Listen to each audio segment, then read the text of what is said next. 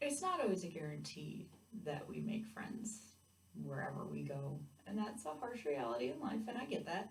But dancers tend to have very deep connections with friends.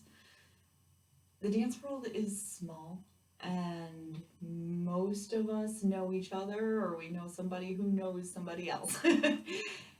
And you spend so much time together. Whether you're taking all the same classes or you bypass each other, you spend a lot of time together. When you're in rehearsals, you are together even more. And this builds friendships over time. And that's something that, as far as I've ever seen, never goes away.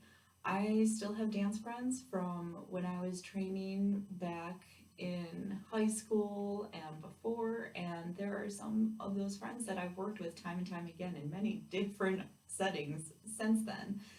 And those friendships grow, they change, and that's something that I feel is super awesome, and that's something that I feel that we should be thankful for with dance is when you have the friendship factor, you have others that are with you going through everything that you're going through. It creates a support system, and it's almost like I've equated before to a dance family.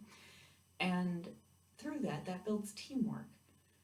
That again goes back to the respect that teaches you the accountability that you need because you don't want to let your friends down and you don't want your friends to let you down, and you all come together and you work together. And dance teaches us that. Dance teaches us to be supportive of our friends. If we have a bad day, we're there to pick up others up, and vice versa. And it's a really cool dynamic that we don't always realize, especially when we do branch off and if we move on to other careers or anything. You still have some of your old dance friends that are still fun to hang out with. It's a different bond that you have because you've experienced so many of the same things together. I will see you tomorrow as we talk about patience. I will see you then.